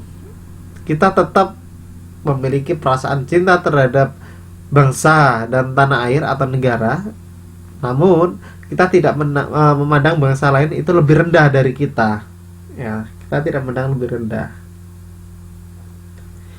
Itu adalah definisi dari nasionalis. Maka saya artikan bahwasanya di sini kita harus memiliki rasa nasionalisme yang tinggi. Semakin kita mencintai negara kita, maka semakin kita memajukan negara kita. Tapi semakin kita membenci negara kita sendiri, maka semakin kita akan memperburuk negara kita sendiri. Kalau semua orang, seluruh bangsa negara ini bisa mencintai tanah airnya, insya Allah negara kita akan berada pada negara yang aman, tentram, damai. Karena kita udah cinta. Yang namanya cinta pasti akan merawatnya sampai kapanpun. Ya, istilahnya sampai titik darah penghabisan pun akan selalu dirawat. Berbeda kalau nasionalisme udah nggak ada, artinya apa? Dibiarkan aja, kayak gitu ya. Biarin rusak ya biarin, baik ya biarin. Nah kayak gitu berarti sifat nasionalisme tidak ada. Kemudian yang berikutnya yaitu patriotisme. Patriotisme itu merupakan semangat dan jiwa yang dimiliki oleh seorang untuk berkorban, rela berkorban demi nama suatu bangsa dan negara. Itu adalah patriot, memiliki jiwa pahlawan, berani berkorban, ya, berani berperang untuk kedaulatan negara kita. Itu namanya patriot. Dan pengorbanan itu bisa dilakukan dengan berbagai macam cara, sesuai dengan kemampuan orang masing-masing, dan tidak perlu misal itu tidak bisa perang, ikut berperang gitu kan. Kalau bisa dengan menggunakan cara yang lain, misal mampunya itu membangunnya, atau semangat dan jiwa memilikinya, itu dilakukan dengan cara yang lain, artinya tidak harus berperang di medan perang, itu pun juga sama, dia patriotisme. Dia dengan misal dia orang kaya gitu kan, dia menyumbangkan hartanya demi untuk ya kelangsungan hidup suatu negara, itu pun udah menjadi bentuk pengorbanan ya, bentuk patriotisme. Makanya di sini dapat dikatakan bahwasanya patriotisme itu bisa dilakukan dengan berbagai macam cara sesuai dengan kemampuan orang lain. Keteladanan dapat diberikan di berbagai lingkungan kehidupan, seperti di lingkungan kehidupan keluarga, masyarakat, sekolah, instansi pemerintah maupun swasta. Jadi sifat patriotisme ini itu sebetulnya bisa dilakukan di berbagai macam lingkungan. Dan lingkungan itu kan banyak sekali ya. Ada lingkungan masyarakat, ada lingkungan keluarga lah yang paling kecil itu. Lingkungan kecil keluarga, masyarakat, kalau anak sekolah berada di sekolah, instansi pemerintah ataupun swasta, yang masih anak sekolah dia harus rajin belajar. Itu adalah suatu bentuk pengorbanan, itu rajin belajar. Pengorbanannya apa? Dia mengorbankan ya waktunya yang seharusnya digunakan untuk aktivitas lain, tapi dia dipakai untuk belajar. Demi apa? Demi kemajuan bangsa ini. Itu juga dikatakan dia memiliki rasa patriotisme tentunya, karena dia udah berkorban. Ketika dia sudah belajar dengan baik, dengan tekun, rajin, sehingga dia menjadi orang yang pintar, pandai, kepintarannya itu digunakan untuk membangun negara, mengembangkan negara ini, bahkan sampai dengan memajukan negara ini. Itu adalah sifat dari patriotisme, nggak menyerah gitu kan. Gagal pertama diulang lagi, gagal kedua diulang lagi sampai berhasil. Akhirnya apa? Menciptakan suatu ilmu pengetahuan ya, menciptakan ilmu pengetahuan yang dapat berguna bagi kehidupan bangsa dan negaranya. Akhirnya negara ini menjadi negara yang maju ya, tidak hanya berkembang tapi menjadi negara yang maju karena diiringi dengan semangat belajar siswa-siswi ya kan, sehingga mampu untuk menciptakan hal-hal yang baru, yang tentunya hal-hal baru itu dapat digunakan untuk membantu pemerintah untuk memajukan negara ini. Misal saja orang-orang yang memiliki ilmu tinggi menciptakan suatu alat gitu ya kan, alat yang dapat digunakan atau fungsinya untuk masyarakat luas. Nah, coba kita bayangkan ketika orang itu bisa seperti itu semua, sangat luar biasa sekali bukan? Iya, pasti sangat istimewa sekali.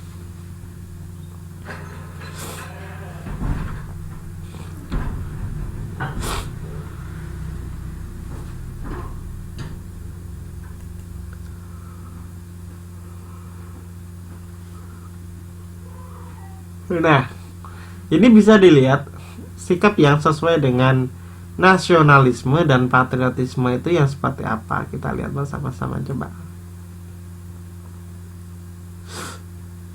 Yang pertama yaitu menjaga persatuan dan kesatuan bangsa. Jangan sampai yang sebaliknya ya, membuat perpecahan. Kita itu adalah negara kesatuan, satu, berbineka tunggal ika. Kita berbeda-beda, kita memiliki banyak suku bangsanya ya, suku-suku itu banyak sekali. Walaupun dengan adanya perbedaan ini, walaupun kita dipisahkan oleh lautan ya, mulai dari Pulau Sumatera, Kalimantan, Sulawesi, Jawa, sampai dengan Papua ya, Kita memiliki suku bangsa yang berbeda-beda, kita memiliki kebiasaan yang berbeda-beda, kita memiliki adat istiadat yang berbeda-beda, tapi kita tetap satu, yaitu satu kesatuan, satu persatuan, yaitu kesatuan negara kita, yaitu Negara Kesatuan Republik Indonesia dengan tujuan yang sama. Oleh karena itu, dengan adanya berbagai macam suku bangsa itu, jangan sampai yang namanya terjadi suatu perpecahan. Ya, kita harus bisa saling mendukung. Kalau terjadi suatu perpecahan, maka nanti ada pihak lain yang akan bertepuk tangan. Artinya apa? Nanti dengan mudah, kalau kita saling berpecah, maka kita cepat sekali nanti bisa dikuasai oleh negara lain. Nanti dibantu, contoh misal ada di Papua, mungkin di Papua kan ada gerakan ya Papua Merdeka gitu kan. Nah, udah tahu itu orang luar misalnya di negara asing, negara kita sedang ada masalah gitu kan, ada kawasan yang ingin melepaskan diri dari Indonesia. Kalau kita tidak membuka hati kembali gitu kan, seharusnya kita mencintai tanah air kita, tapi malah kita berontak untuk dia mau melepaskan diri, maka yang akan melepaskan diri itu nanti akan dibantu oleh orang, ya, dibantu oleh negara asing, dibantu dalam rangka untuk proses melepaskan diri. Nah, ketika sudah lepas, nanti ya negara itulah yang akan menguasai. Oleh karena itu, kita harus memiliki memang yang namanya persatuan dan kesatuan. Kita harus satu utuh, sehingga ketika ada penjajah-penjajah yang mau datang ke negara kita dapat diatasi dengan mudah. Karena apa? Negara kita sudah bersatu.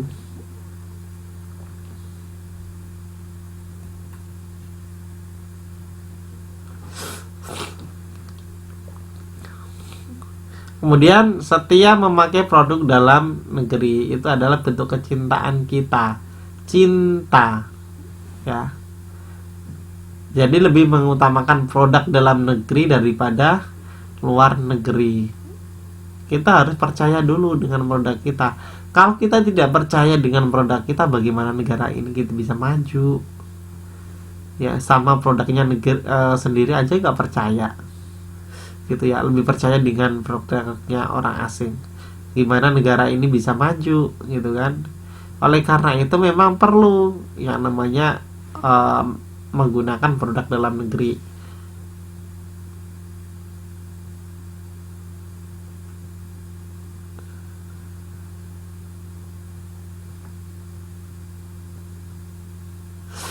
Ya, oke. Teman-teman bisa dengar suara saya kan? Jangan-jangan saya ngobrol kayak gini teman-teman nggak dengar sama sekali. Halo?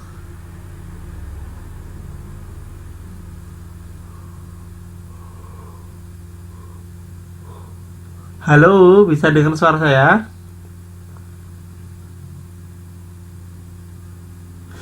Oke. Ya, teman-teman nggak ada respon, jadi saya nggak tahu teman-teman tadi bisa dengar suara saya atau enggak. Kalau kedengaran sih alhamdulillah, ya kan, berarti yang menjadi penjelasan saya tadi bisa diserap teman-teman. Jadi yang berikutnya yaitu cinta atau setia memakai produk dalam negeri.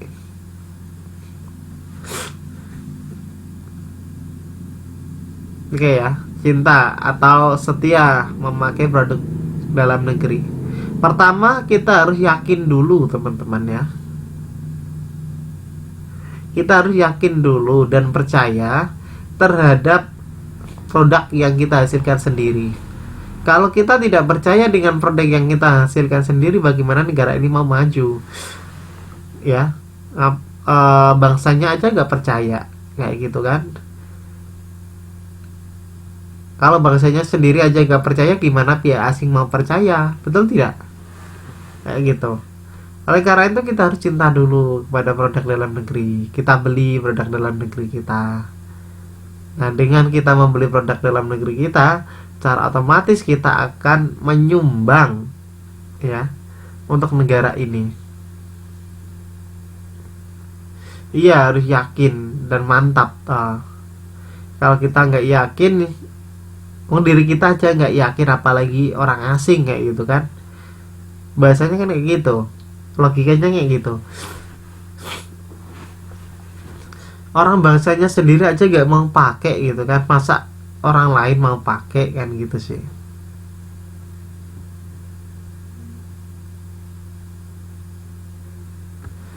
Oke, setiap produk dalam negeri.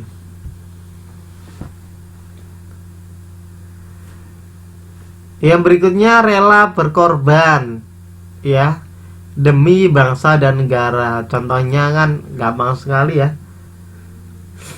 Ini contoh yang unik aja lah, tidak sebenarnya artinya.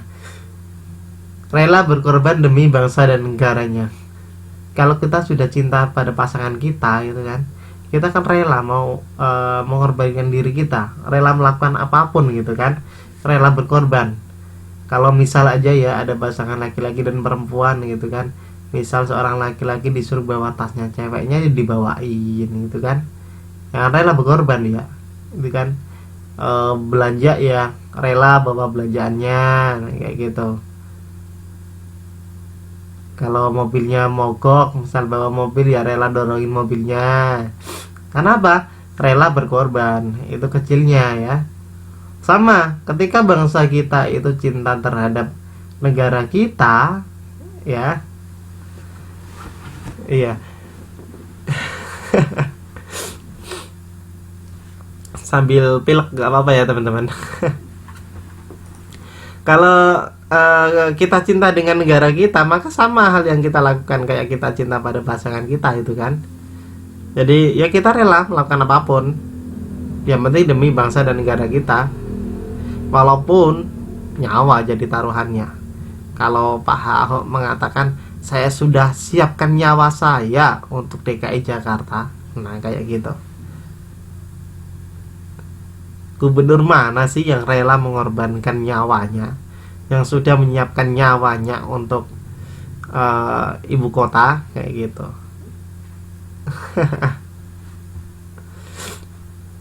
Jadi kita harus memiliki itu, rela berkorban demi bangsa dan negara. Pengorbanan itu bisa dilakukan dengan berbagai macam bentuk sesuai dengan kemampuan kita masing-masing. Kalau seorang tentara, seorang polisi, kalau ada orang-orang yang memang atau dari negara asing yang ingin menjajah negara kita, ya mereka siap perang, tempur gitu ya. Bahkan nyawa disiapkan gitu kan, nggak peduli, berani mati makanya. Sampai seperti itu.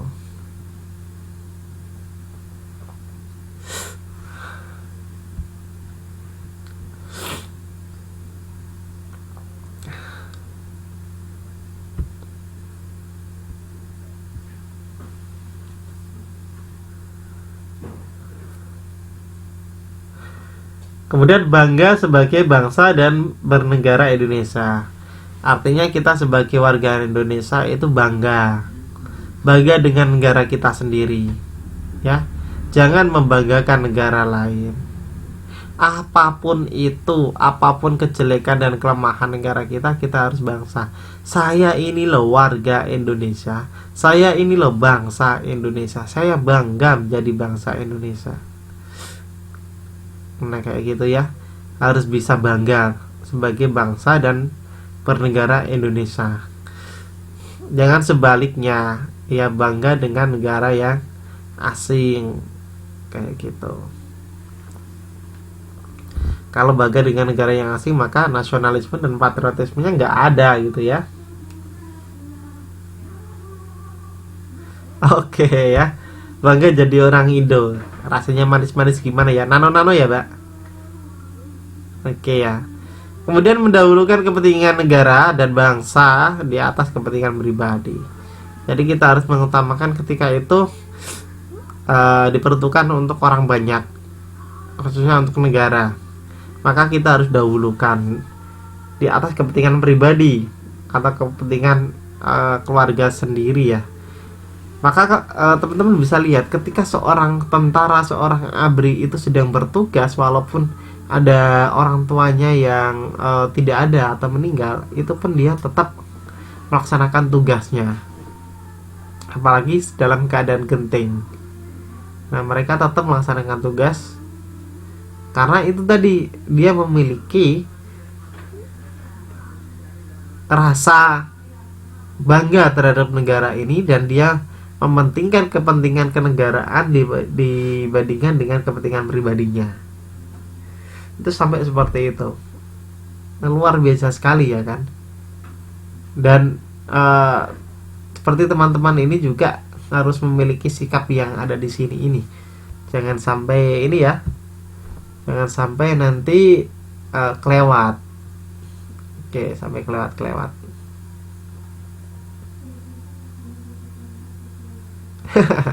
Iya, betul sekali ya.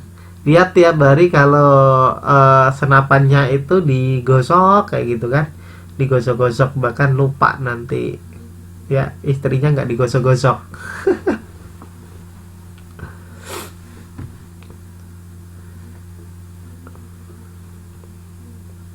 Oke, yang berikutnya yaitu menjaga nama baik bangsa dan negara dimanapun berada. Ya, dimanapun kita berada, baik itu di dalam maupun di luar, kita harus bisa menjaga yang namanya nama baik bangsa dan negara. Nama baiknya harus terjaga.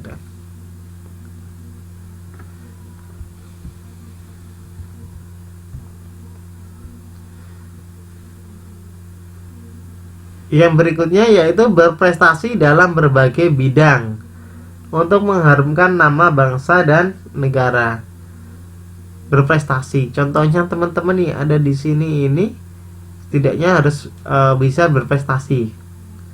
Berprestasinya bagaimana? Nanti pulang ke Indonesia, ya pulang ke Indonesia bisa menerapkan berbagai macam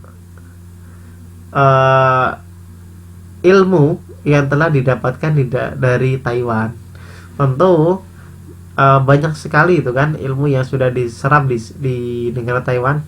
Bahkan sampai ada yang ini ya, ada yang udah di Taiwan itu sampai 5 tahun lebih. Itu kan artinya apa? Ilmunya udah banyak sekali, saya yakin itu. Nah, kira-kira yang bisa dikembangkan di Indonesia dikembangkan, ketika yang itu memang tidak perlu untuk Indonesia ya ditinggalkan aja. Yang penting bawalah yang dapat membangun, bahkan bisa mengharumkan nama bangsa dan negara.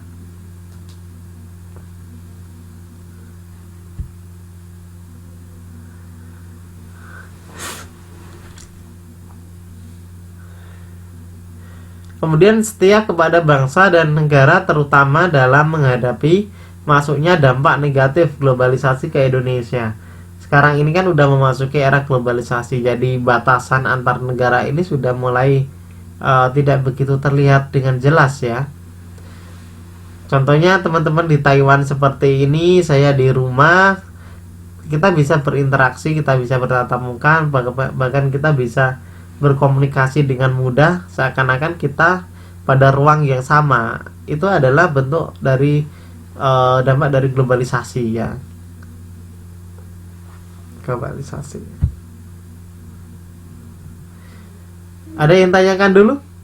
Silakan teman-teman, kalau ada yang mau bertanya, saya persilakan. Ada pertanyaan nggak? Nggak ada pertanyaan?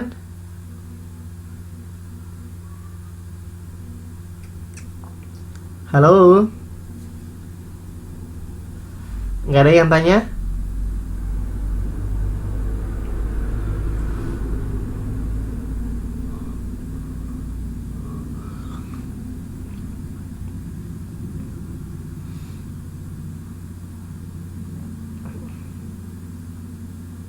Oke, nggak ada ya. Ya udah. Kalau nggak ada, untuk materi PPKN kita cukupkan sampai di sini, dan kita akan lanjutkan untuk minggu depan. Untuk ini ya, info aja untuk untuk latihan tugas mandirinya. Untuk tugas mandirinya teman-teman silakan dikirim ke ini ya, ke email tugas mandiri. Karena kemarin itu ternyata ada yang kirimnya ke email yang lain. Jadi kalau yang masuk ke email yang lain itu saya tidak tahu, jadi saya nggak bisa menilai. Jadi silakan eh, yang ingin mengumpulkan tugas mandiri langsung dikumpulkan ke email ataupun di pos sesuai dengan perintah masing-masing. Tugas mandiri, Mbak, yang sudah saya upload di grup. Jadi ada tugas mandiri yang harus dikerjakan. Dan paling akhir adalah bulan ini, ya, bulan ini paling akhir. Demikian yang dapat saya sampaikan, teman-teman. Semoga bermanfaat ilmunya. Apabila saya punya salah kata dalam menyampaikan sebuah pembelajaran, saya mohon maaf dan saya cukupkan. Saya akhiri. Wassalamualaikum warahmatullahi wabarakatuh. Selamat malam.